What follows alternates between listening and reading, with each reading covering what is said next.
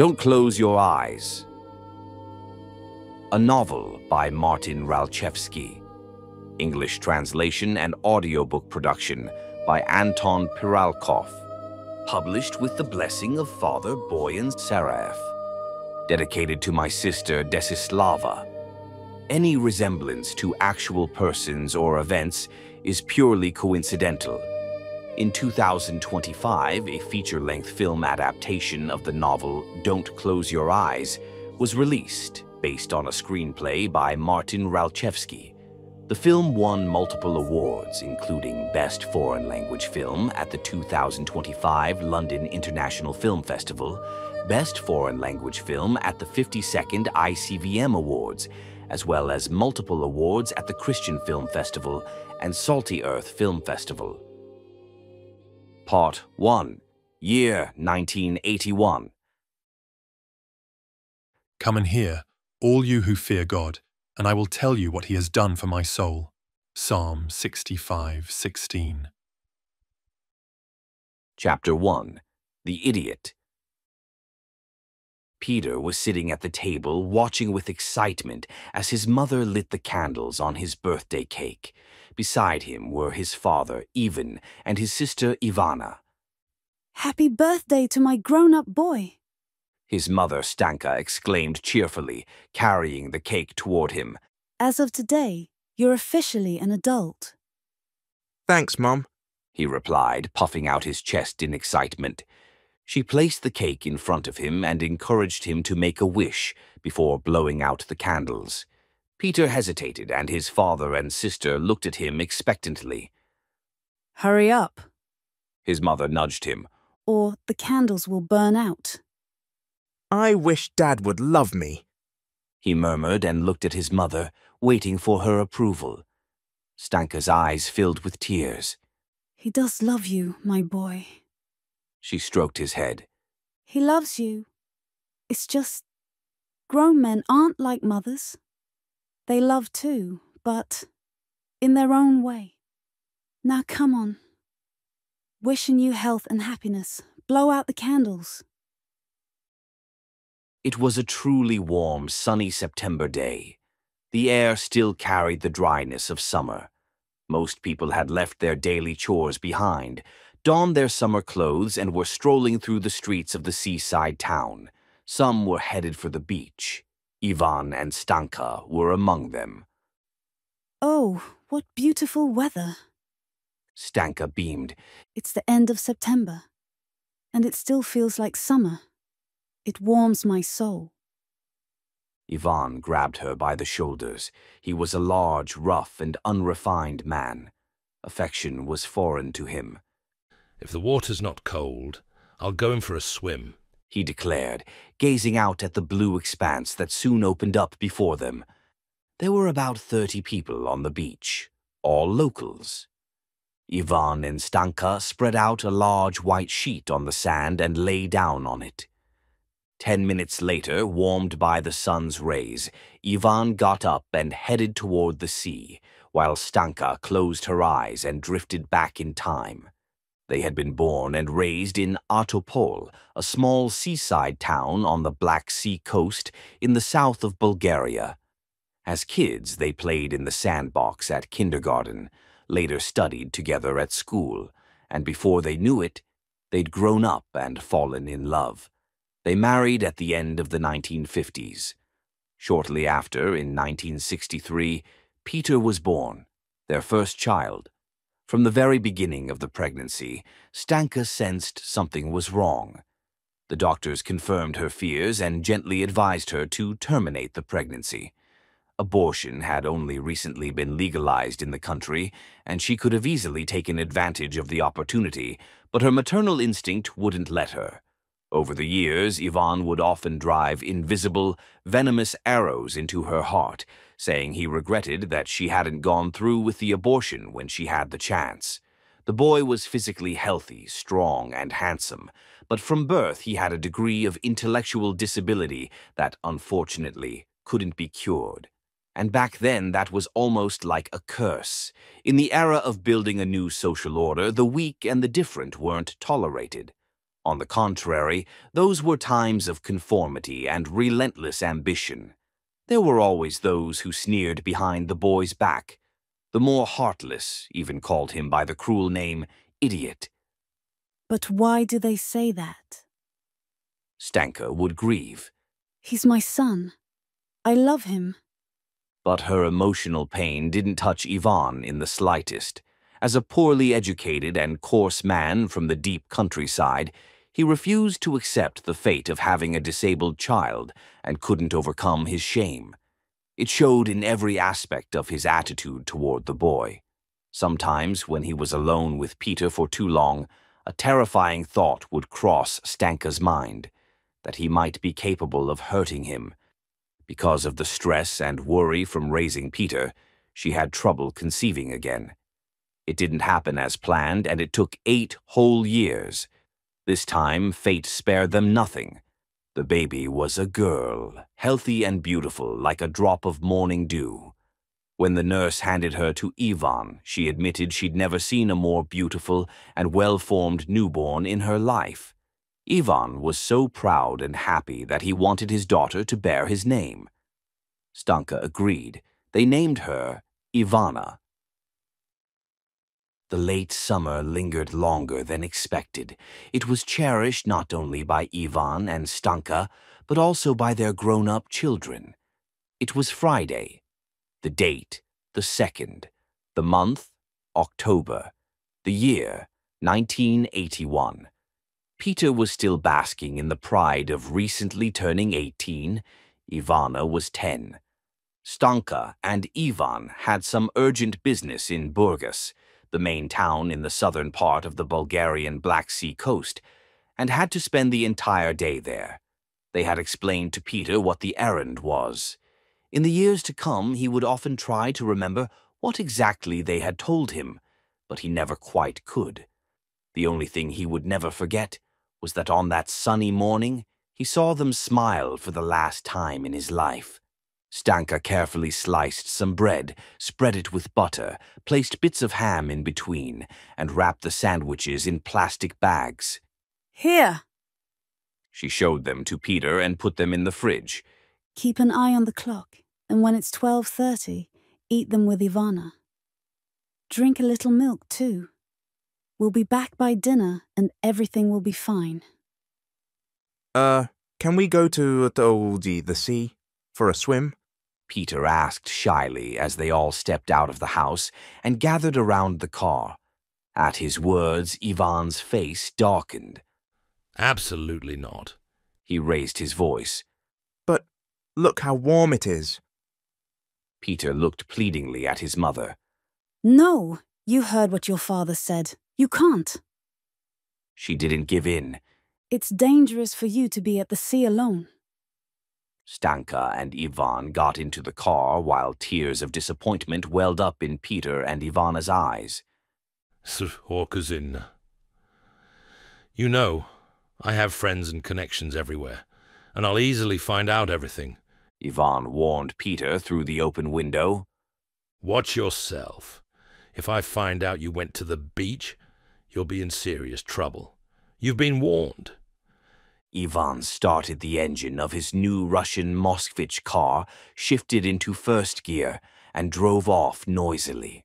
Stanka turned around, smiled at them, and waved through the open window. Once the car disappeared from view, Peter sat sadly on the small bench in front of the house, and Ivana went back inside. Not even half an hour had passed, and warmed by the autumn sun, Peter suddenly gathered unexpected courage.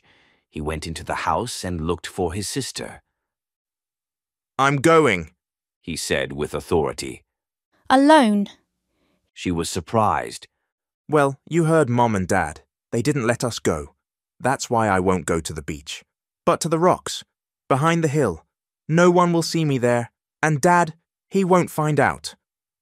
A storm erupted in Ivana's heart. She began to pace nervously. Inside the house, everything was gray, dim, stuffy, and most of all, boring. But outside it was sunny, warm, so magnetic and tempting. She couldn't swim, but she loved the sea, and every chance she got, if the weather was nice and their parents allowed it, she'd joyfully splash in the shallow water. She wanted to do it now, too. Ivan and Stanka were far away and wouldn't be back any time soon. Her brother wasn't the most reasonable person, but in case of danger, he would always come to her aid. I'm going to put on my swimsuit. Peter perked up and went into his room. He wasn't gone long, and when he returned, Ivana was already waiting like a little lady, wearing her swimsuit and a dress, a towel slung over her shoulder, ready for adventure. Peter had a plan. He explained to his sister that they would deliberately head up the street, opposite the direction of the beach, so the neighbors wouldn't suspect anything. Then they'd turn past the last house, circle through a nearby grove, and make their way back to the sea near the big rocks. They'd go down a narrow path. He'd help her down the steep parts, and that way they'd be completely alone on the small rocky beach. Ivana's eyes lit up with excitement. As they walked, she kept glancing back at the house. Don't worry, no one's going to catch us, Peter reassured her, giving her a gentle nudge. It was strange, but despite his obvious mental challenges, Peter sometimes radiated a surprising confidence. At moments like this, if someone who didn't know him saw him, they'd never suspect he had any kind of intellectual disability. In fact, years ago, a kind and educated woman from Burgas had said something similar to Stanka. The essence of her words was that if Ivan, instead of constantly yelling and insulting his son, treated him with understanding and love, he would improve greatly. Stanka had held on to those words and tried her best to compensate for Ivan's hostility and aggression, but unfortunately, she didn't always succeed. Evil must be stronger than good, she would conclude sadly, whenever Peter came seeking comfort after yet another insult from his father. The rocky beach wasn't far from their home, but because of the long detour, they reached it after nearly an hour. They carefully descended the steep path, stood before the sea, and congratulated each other on the successful execution of their plan. They laid their towels on a secluded flat spot, and Peter eagerly jumped into the water from a low rock. He swam around, explored, and found a shallow spot where Ivana could easily enter the sea. He dove, jumped, splashed, swam, and played like a 6-year-old for nearly 2 hours without a break. During that time, Ivana went in and out of the water several times. Finally, exhausted from all the swimming, Peter dragged his feet to the towel and collapsed on it. The sun warmed him, and he dozed off. When he was calm and well-rested, his mental disability was hardly noticeable. But as soon as he stepped out of his comfort zone, the problem quickly revealed itself. Now was one of those times. He completely forgot about Ivana, relaxed, and fell into a deep sleep. While Peter had been in the water nearby, Ivana felt safe and swam confidently. But now, even though she was a little scared, she decided not to wake him. Shortly after entering the sea again, she noticed the sky beginning to turn gray. There was no wind, but the heavens seemed to grow heavy all at once, until they turned pitch black. Out of nowhere, waves appeared, at first small, then big, and then even bigger.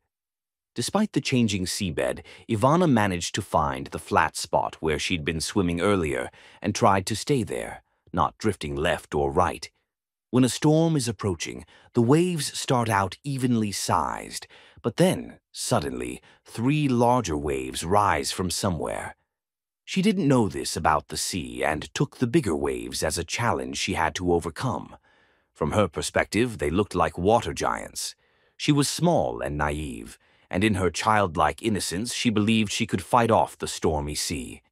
That was until one of those water giants lifted her high and swept her rapidly out into deeper water.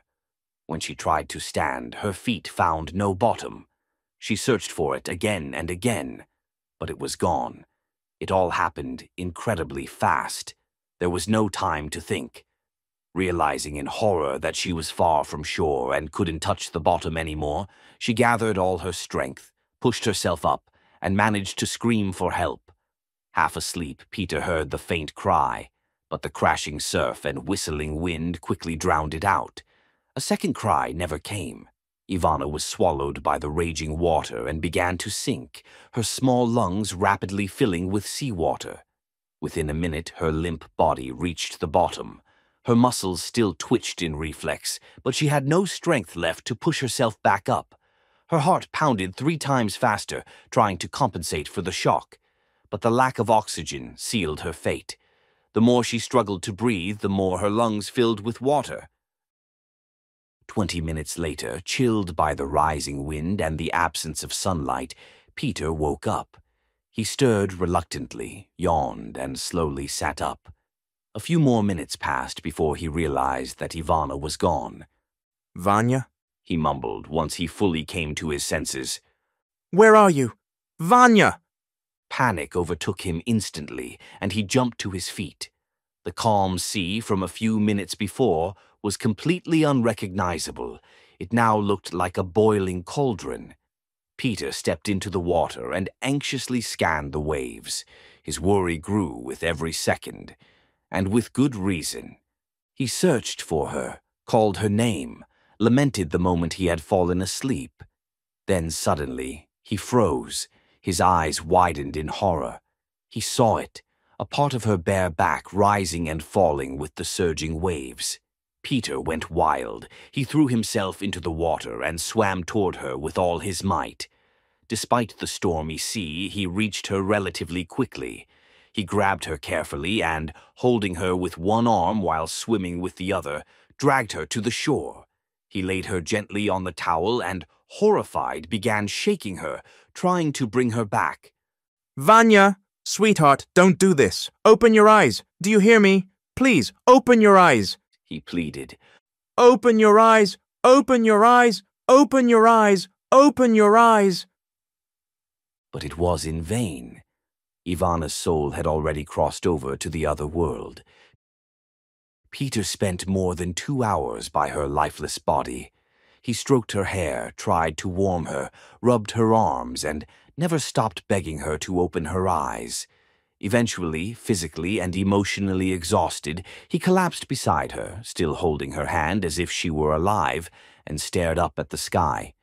It was streaked with black, white, gray, orange, pink, and colors of every kind. While he had been desperately trying to pull her back from the afterlife, the storm had quietly passed. The gloomy sky was preparing to give way once again to the sun. Only then did Peter notice Ivana's belongings, her flip-flops, her towel, her little dress, her bag. Everything was neatly arranged, just as she'd left them before entering the sea for the last time. She had folded her dress beside her flip-flops and placed the bag with the sandwiches their mother had packed right next to it. Peter lay beside her for a long time, knowing there was no point in seeking help. The dread of having to tell their parents crept in slowly. At first he considered lying, saying that she'd gone to the sea on her own, without telling him. What does it matter? He told himself, full of guilt. Nobody probably saw us anyway. And he was right. There was a chance the truth might never come out. But then his conscience stirred. He figured it would be better to tell them he had warned her it was dangerous. But she went in anyway. In the end, however, grief-stricken and shattered, he decided to tell them the truth. It was a little after 5:30 when the dust-covered Moskvich car pulled up on the street in front of the house after the long drive. Ivan got out of the car, stretching tiredly and at length, as if they were arriving from the capital, Sofia, 500 kilometers away, rather than just from Burgas. Sitting on the small bench in front of the house, pale with fear, was Peter. The next hour would become the worst of his entire life. Years later, every time he remembered it, his body would shudder with sorrow, pain, and regret. Where's Vanya? Ivan asked, skipping any greeting. She's gone, Peter replied guiltily and broke down in tears. There are moments in life no one can escape. They come in the form of illness, betrayal, loss, and death. They can't be dodged or avoided. Sometimes, though rarely, there are people born with a special kind of grace. They have devoted parents, perfect health, know nothing of cruelty, envy, or suffering, and their first encounter with death comes only after they're grown and prepared for it. But those are rare exceptions. I didn't understand. Where's your sister? Ivan's voice rose, suspicious now, and then Peter's blood ran cold. Instead of saying what he'd rehearsed, fear took hold of him, and he mumbled that she was at the beach. At the beach? Now? Ivan's eyes bulged in disbelief. No, not at the beach. She's on the cliffs. Talk, you idiot! Ivan roared and raised his hand to strike him, but Stanka rushed in and stopped him just in time. Why is she there? Why did you take her to the cliffs? I told you not to go to the sea. Why didn't she come back with you? Is she alone? Who's with her? From that moment, time sped up. Ivan and Stanka bolted down the street, Peter chasing after them. As they ran toward the sea, Stanka stumbled, and if Peter hadn't caught her, she would have fallen hard. Where? Where? Where is she? Ivan shouted when they reached the rocks. Terrified by his father's fury, Peter instinctively tried to delay the moment of truth. It's my fault. I brought her here. I fell asleep, and then the storm came and she... Peter wanted to continue, but fear choked his words. Paralyzed with dread, he raised a trembling hand and pointed toward the spot where Ivana's body lay. He had placed her on her beach towel and covered her with his own, neatly laying her bag and sandals beside her. The echo of the mighty cry that burst from Ivan's broad chest rolled across the coast. His jaw quivered. His eyes turned bloodshot. His blood pressure spiked. His mouth fell open.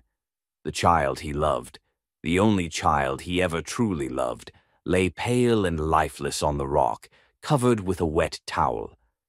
Ivan bent down, lifted her up, and shook her. The girl's head flopped backward. Vanya, Vanya, my little Vanya, my soul, my darling. He began to wail over her. Up until that moment, Stanka had been frozen in shock, refusing to believe her eyes. Only when Ivan cradled Ivana's cold body in his arms and began to grieve aloud did she grasp the horror. She collapsed beside them, sobbing and tearing at her hair.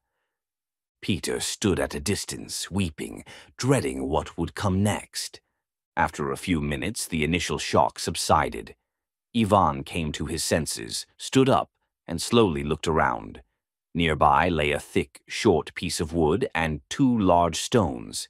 He lunged and seized one of the rocks. Idiot! I'll kill you! He roared with all his might, turned toward Peter and hurled the stone at him, but it was too heavy and fell short. Ivan was beyond reason, mad with rage. No force on earth could douse his fury or stop him. He wasn't interested in explanations. All he saw was Ivana's dead body, and all he heard were Peter's words, "It's my fault." He had never truly loved the boy anyway. Over the years, he had hit and punished him for far less. And now this was beyond comparison. Nothing could hold him back. Seeing the stone falling short, Ivan grabbed the piece of wood he had noticed earlier.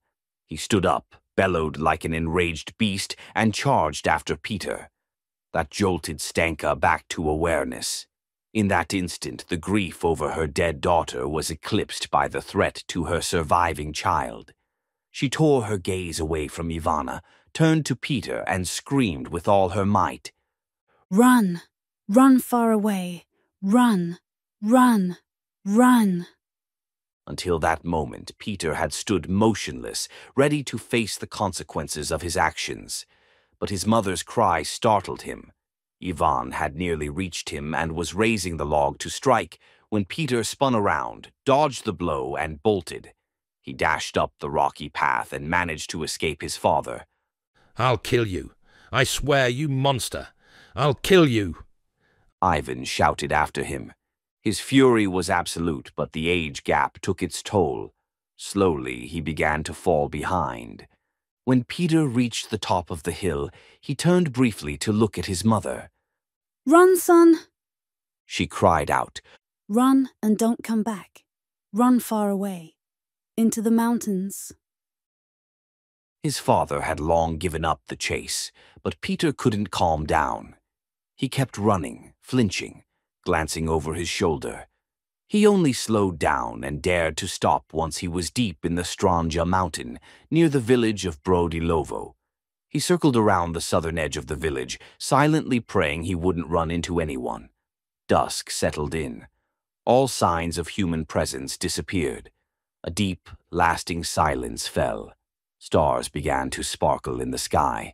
The forest began its evening song. Finally, Peter exhaled. After some wandering, he found a small rise with a large bush.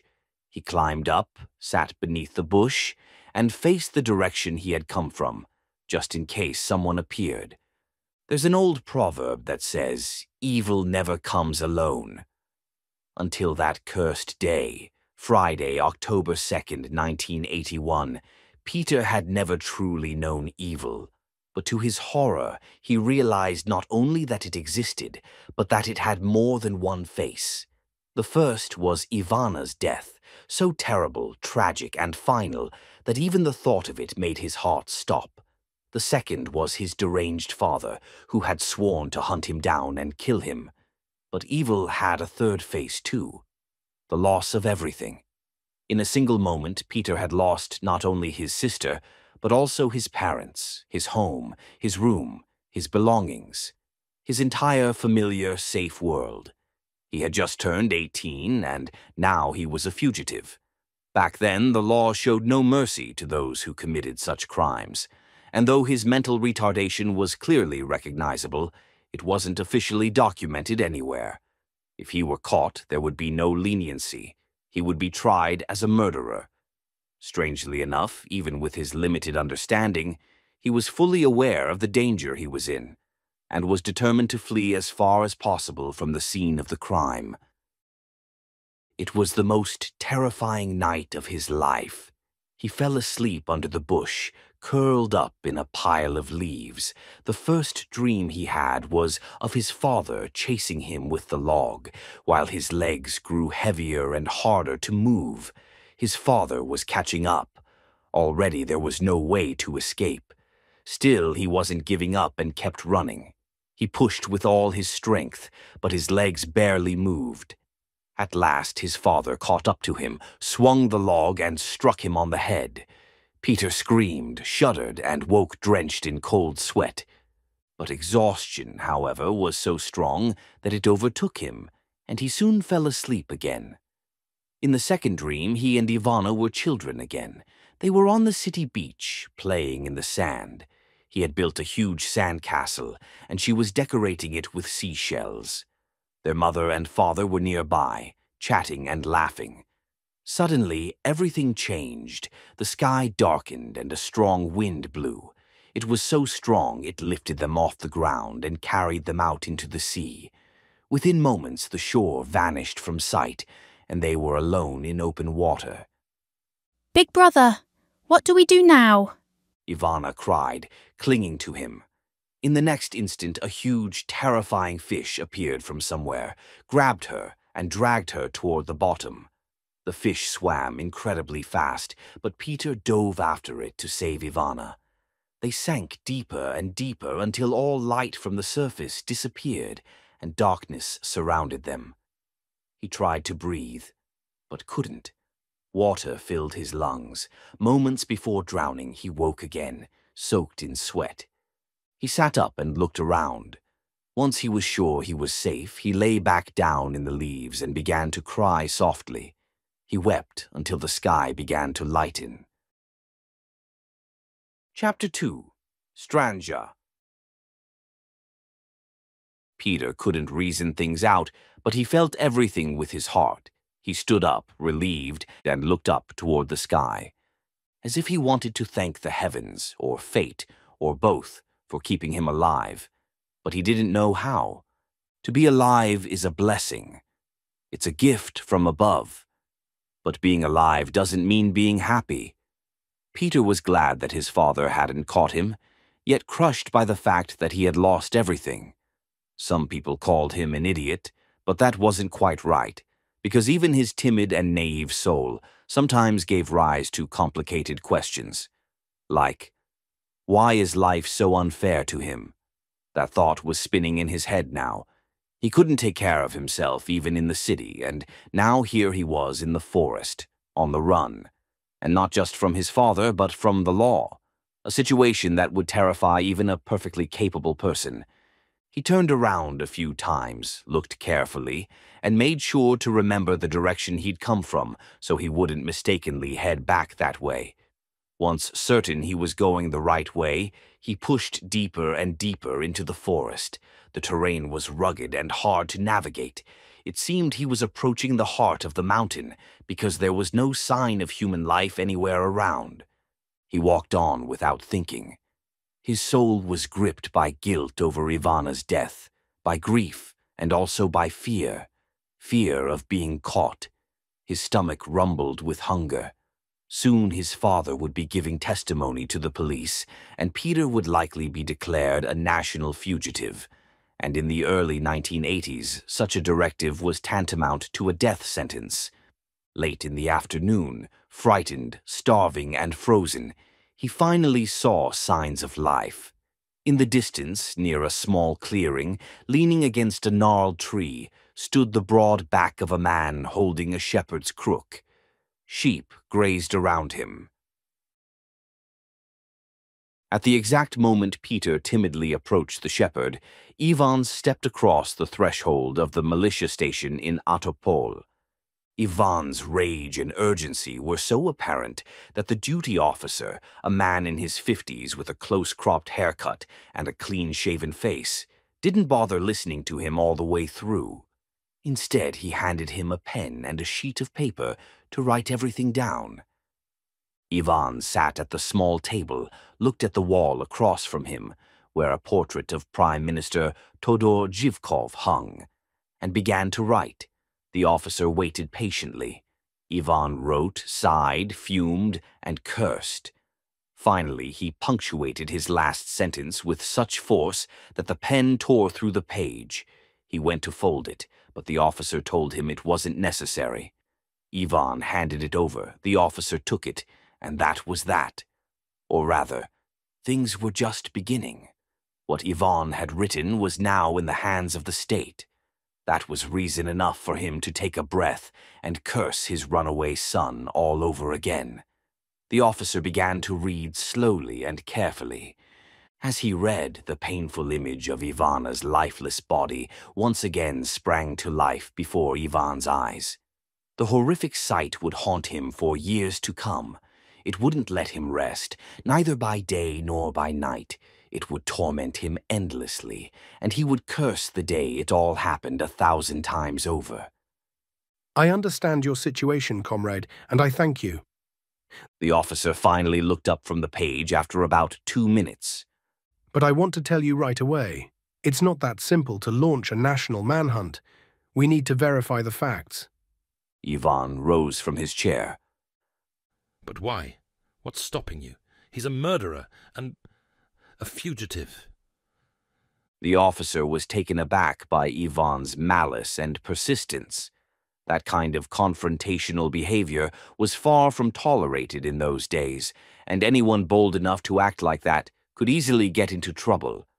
I didn't say I wouldn't do it, the officer replied calmly, though he was irritated by Ivan. Just that it won't happen immediately.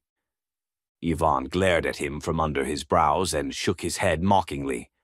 Of course. That's just perfect. Get all your paperwork in order while the killer gets a nice head start. Let me do my job, comrade. The officer scolded him lightly. I assure you every measure will be taken. Even if it takes a few days, we'll catch him. He has nowhere to run. Ivan stood up, waved his hand dismissively, and stormed out of the station, furious. Peter watched the shepherd for a long time before mustering the courage to speak. The encounter between them was unusual but touching. When Peter finally revealed himself, the shepherd startled and looked at him warily. "Please, could I have a little food?" Peter murmured, his voice trembling. The shepherd sized him up and quickly realized he meant no harm. "What's your name?" he asked, motioning for him to come closer. Peter stepped forward but kept some distance. "I'm Peter. I'm 18. The shepherd smiled, opened his bag, and pulled out a small plastic pouch. Inside was some cheese. He also took out a piece of bread and handed them over. Peter's eyes lit up like a child's. He cautiously approached, snatched the food, then stepped back to a safe distance and began eating ravenously. The shepherd let him satisfy his initial hunger. "How'd you end up here?" he asked a few minutes later. Peter, still famished, ate noisily. "My dad came after me," he said sadly. "Why? Did you do something wrong?" Peter looked worried and scared. "I have to hide. Is there somewhere around here I can live?" The shepherd tapped the ground a few times with his crook. "Look, kid, I don't care what you've done. The mountain might seem big, but if someone's really after you, they'll find you." That was all it took for Peter to start shaking in fear, his eyes darting around nervously. "Vanya drowned. I was asleep. I didn't see her. But my dad's gonna kill me," he sobbed, stopping mid-bite. The shepherd understood that Peter had become a victim of circumstance. "Great, just what I needed," he thought, and bit his lip. "I'll tell you what to do," he said after a pause, rising to his feet. "Come on, let's go to the cabin." A childlike smile spread across Peter's face. The shepherd herded the sheep with his crook and led the way, with Peter following from a distance. Before long, they reached a small, rustic mud brick house with a makeshift wicker pen in front. The shepherd corralled the sheep inside and bolted the gate. Then he walked over to the cabin, threw the door open wide, and motioned for Peter to enter. But Peter hesitated at the threshold. He kept his distance, watching with distrust. "Come on in, don't be scared," the shepherd called kindly. After a brief moment of hesitation, Peter finally stepped inside. The hut was truly poor. The floor was made of old, cracked planks, nailed lengthwise. There was nothing on it, no rug, no runner, not even a mat. The walls were bare and crudely plastered. On one of them, to Peter's surprise, 2 icons hung. The room also held a table, a single chair, a chest, and a bed. That was all. Peter noticed how stark and unwelcoming the home was, and with a pang of nostalgia, he thought back to his parents' house in Artopol. The shepherd opened the large chest, bent over, and after a brief search pulled out a pile of outerwear. It was a pair of pants, a sweater, and a coat. He handed them to Peter, saying he was turning blue from the cold and needed to put them on immediately, or he'd get sick. Only now did Peter glance down at himself and realize with surprise that all this time he'd been wearing only shorts and a t-shirt. He obeyed the older man and awkwardly began dressing.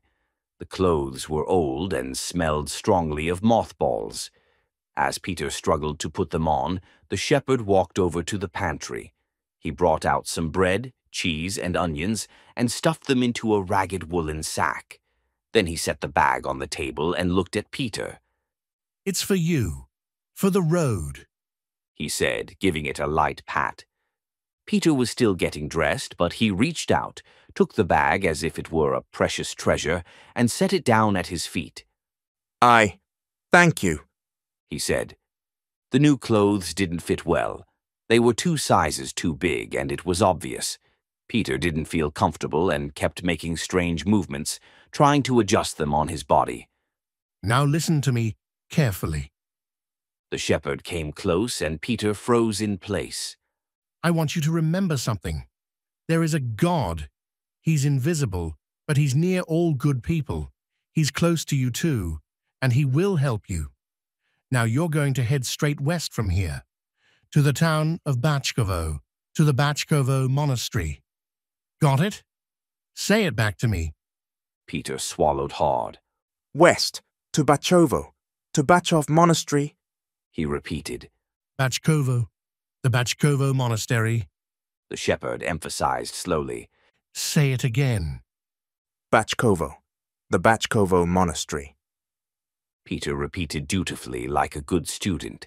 The shepherd nodded in approval, then adjusted Peter's coat, which was askew, and rolled up his sleeves. Do I have to go there? Peter asked fearfully. You have no other choice. If you stay, they'll find you. Peter began to tremble, but the old man took him by the arm and led him outside. He pointed toward the direction Peter was to take and continued explaining.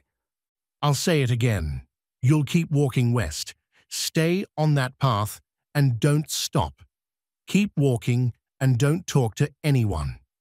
And when you meet someone who seems like a good person, just ask them this.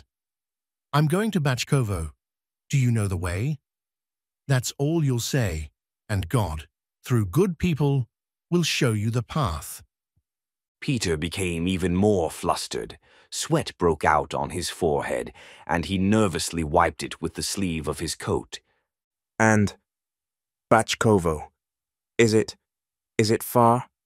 He asked with a shiver. The shepherd put a hand on his shoulder. If you walk during the day and only stop to rest at night, you'll get there in a week. The food should last you. I packed enough, but ration it just in case. Peter set off slowly along the indicated path, glancing over his shoulder at his benefactor. Wait! The shepherd called out suddenly. Peter stopped, and the man caught up to him. When you get there, tell the monks the truth, just like you told me. Tell them what happened, that you're scared, and that you came all the way from Stranja. They're good people. They'll hide you. All right, Peter replied and started to continue, but the shepherd stopped him again.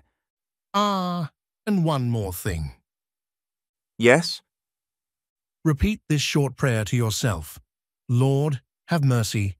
Lord, have mercy. And the Lord will protect you. Got it? Say it back. Lord, have mercy. Lord, have mercy. Peter repeated dutifully and began to walk down the path, while the shepherd crossed him from behind and watched until he disappeared into the distance. Meanwhile, Ivan was getting ready to leave. He grabbed a backpack. Inside, he packed a thermos of coffee, a bottle of water, 3 sandwiches, some biscuits, a hat, a large knife, and a map of the area. Stanka watched him nervously. And what's the knife for? She asked in alarm as he stood at the front door putting on his shoes. You know damn well why. He grunted. The answer shook her. She burst into tears. Ivan tried to pass by, but she clung to his backpack and began tugging on it. That made him angry. He drew in a breath, tensed, and shoved her backward. Stenka fell to the ground. We lost Vanya. And now, Peter too? She sobbed louder. You're going to kill him. Is that it?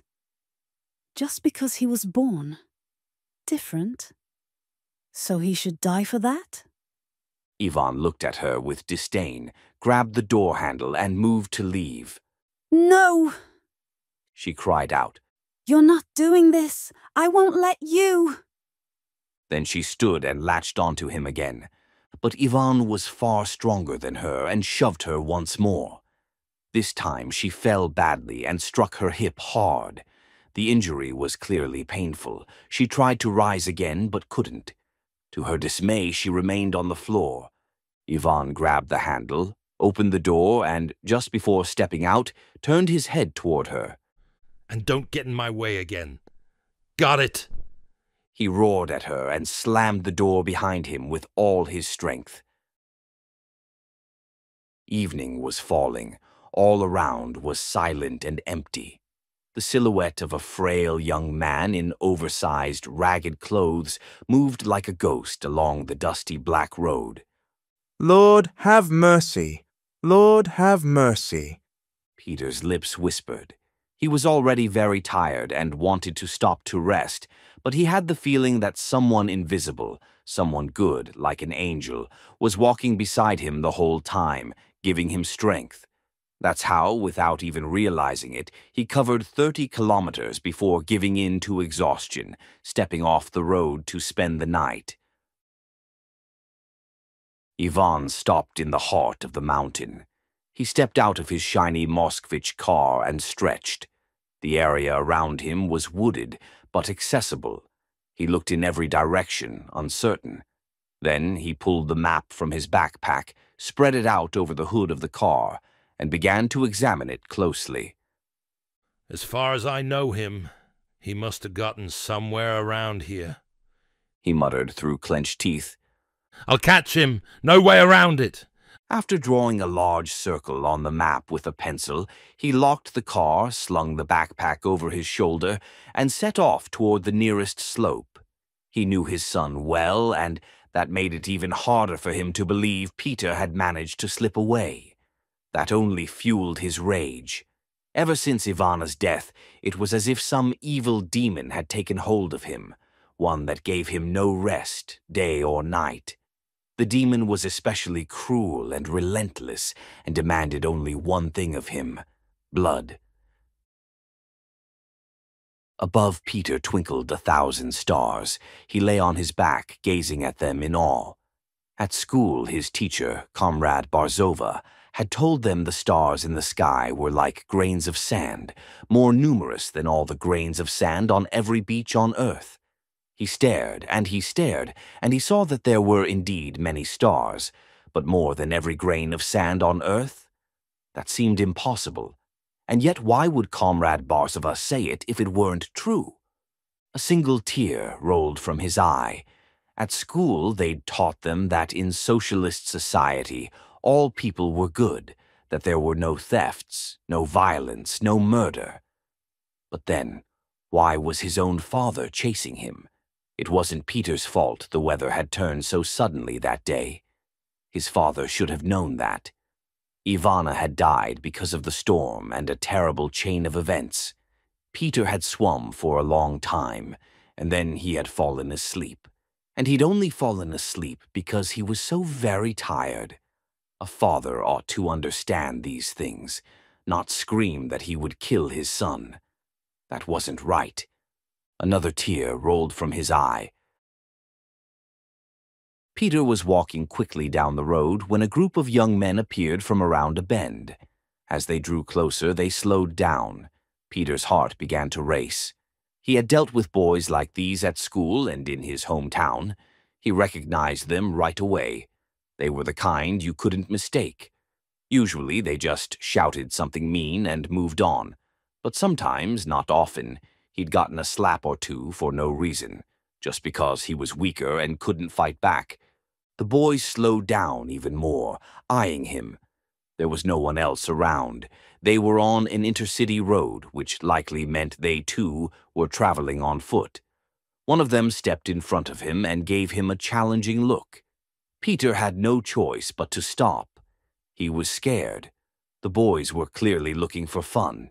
He took a shaky breath and was about to clench his fist and throw the first punch when he suddenly remembered the shepherd's advice. "Lord, have mercy. Lord, have mercy," he began repeating quickly. Whether it was luck or a miracle, he didn't know. But one thing was certain. The danger passed. The one who'd blocked his path suddenly waved a hand and stepped aside. The others laughed loudly, pulled him back into their group, and they continued on their way. The danger was gone, but for more than an hour afterward, Peter remained anxious and shaken. The sky was clear. A gentle wind was blowing. Indian summer lingered. In other words, the weather was kind to the poor runaway. It was already late. The sun had long since set when Peter left the road. He leaned against a tree and began to eat, smacking his lips and wiping his mouth with his sleeve. It was something of a miracle that, given his limited mental abilities, he was still managing to follow the direction the shepherd had given him. After the long marches each day, he fell asleep quickly. His sleep was deep, but not very long, because in the early hours of the night the temperature would drop noticeably. Then he would get cold and wake up. Sometimes this happened an hour before sunrise, other times a little later, but always before dawn. Once awake, though, he didn't linger. He would get up, stretch, and immediately set off again. Not a word, not a trace of him. Ivan hissed angrily a few days later as he came home. He looked visibly exhausted and filthy, with pine needles, thorns, and small leaves clinging to his pants and jacket. Someone must be sheltering him, but there's no way he can stay hidden for long. The militia knows what they're doing.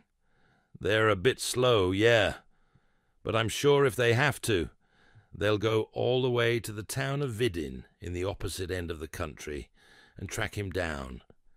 And I'm not done either. I'll do at least 2 more big searches myself. Next week I'll give the hunters some money and ask them to come with me. They're experienced guys. They know the terrain, and we'll do a kind of manhunt. It's just a matter of time before he falls into my hands. Stanka let out a sigh of relief, and a faint trace of satisfaction flickered across her face. Ivan noticed it immediately and got angry. You don't believe me? And you're glad? He shot her a caustic glare. Ha! After all these years of marriage, it turns out you don't know me at all. I will not forgive him, and I will not give up. Got it? Remember that. Stanka came closer and tried to hug him, but he brushed her arm away.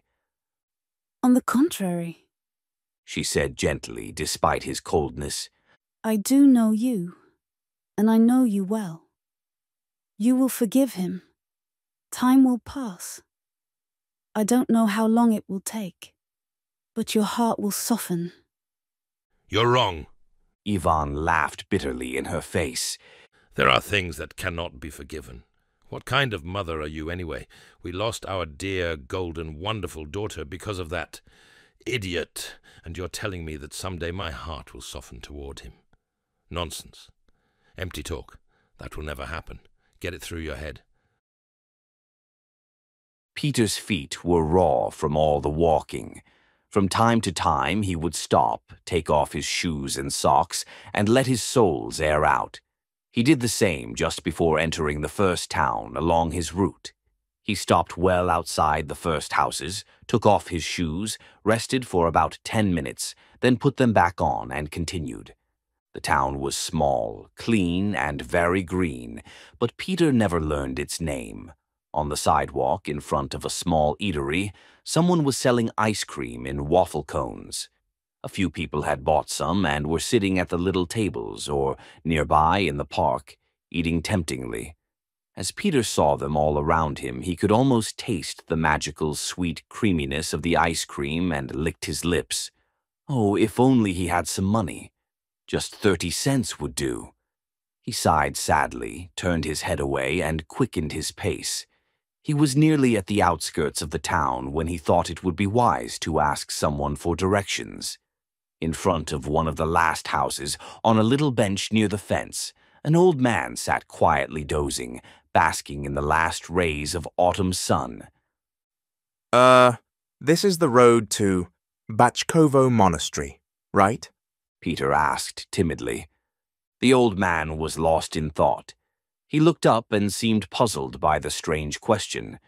Peter stepped a little closer. Is it far? The elderly man snapped out of it, gave Peter a quick look, and his face filled with sadness. Yes, this is the road, but if you're walking, you've still got quite a bit to go, he said. Thank you. Peter smiled and walked quickly past the old man's astonished gaze. It was late morning. Peter walked slightly hunched but purposefully along the side of the road, hoping to reach his destination soon. Many cars passed him, but he never tried hitchhiking, not because the shepherd had told him not to or because he was afraid. He avoided it for one simple and sensible reason that he felt deep in his heart, not to attract attention. Perhaps that's why no one had stopped for him yet. The car that slowed down and crawled past him was a dark blue Lada car. Peter had a deep, instinctive fear of Moskvich cars, as he involuntarily associated them all with his father. So when he saw it was a Lada, he didn't panic. Still, he didn't dare approach. He stopped about 20 meters away and waited. Inside the car were a man and a woman, both around 50. The man opened the door and called out, "Where are you headed, kid?" Peter stepped forward but hesitated to answer. "We're going to the city of Plovdiv in the middle of the country. If you want, hop in." The man encouraged him. Peter looked at the man. He definitely seemed kind-hearted, but that alone wasn't enough for him to feel safe. Is that close to the Bachkovo monastery? Peter asked shyly as he stepped a little closer. The man was surprised. He glanced at the woman beside him, clearly signaling with his eyes that the boy was strange. The woman understood his unspoken question and quietly nodded that she was okay with picking him up. "It's close. Get in," the man said a moment later and opened the back door from inside to make him feel more welcome. At last, Peter gathered the courage. He climbed in, shut the door, exhaled with gratitude, and even gave a faint smile. The man and woman were kind people and chatty, so it was a small miracle that Peter managed to withstand their questions without revealing the real reason for his journey. Their conversation revolved around something they called the West. They claimed that in this West there were things you couldn't find here. People there, they said, were better dressed, wealthier, and freer. Peter knew what West meant. It was the direction where the sun set. In school, he'd learned that the sun rose in the east, passed through the south, and set in the west. But these people clearly meant something else when they used the word for the sunset direction, something he didn't quite understand. It was early afternoon when they dropped him off not far from the center of the city of Plovdiv. Peter thanked them and headed in the direction they pointed out. It took him about an hour to reach the southern outskirts of the city. He still had the energy to go on, but since the man had told him the monastery was only 30 kilometers away, he felt calm. He would reach it, even with breaks to air his feet, in just a few more hours. That gave him hope, and he sat down on a slightly broken bench by the road to have a bite to eat. At first, the road to the monastery was straight and seemed endless, but after a while it began to climb gradually into the mountains. Soon it became so steep that it wore Peter out. As evening approached, the chill of the mountain air began to set in and cut right through him. According to an old saying, every long journey starts off easy, but ends hard. For Peter, though, it was the opposite.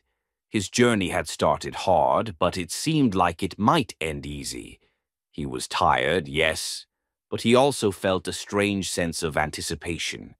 In his pure heart, the image of that unknown place was one of safety, beauty, even magic. Because this journey wasn't just his first time truly leaving home, it was also his first real adventure. Perhaps that's why, all along the way, it felt like an invisible hand was supporting him and giving him strength. He passed through the small town of Bachkovo in the early evening and was just wondering which way the monastery was when he spotted the sign. Only a few kilometers remained. When he saw the monastery fence, he flinched with excitement. After so many hardships, obstacles, misfortunes, and nights sleeping outdoors, he was finally nearing the gates of the place where, according to the shepherd from the Stranja mountain, he would be accepted and hidden. The clearest signs of his long journey were his wounded feet and the now empty sack. Apparently, the shepherd had real experience packing food for travel, Peter thought, because he had portioned everything just right to last the entire way. Everything around was quiet, dark, and deserted. Peter stopped in front of the gate and stared at it. He had never seen such a massive door in his life. There was no doorbell, but a small iron rod stuck out through a narrow slot. He examined it carefully and, after a bit of hesitation, realized it was a mechanical bell. He pulled it toward himself and let go, and a soft chime rang out from a small bell inside. The long-awaited moment of meeting the masters of this noble home had finally arrived.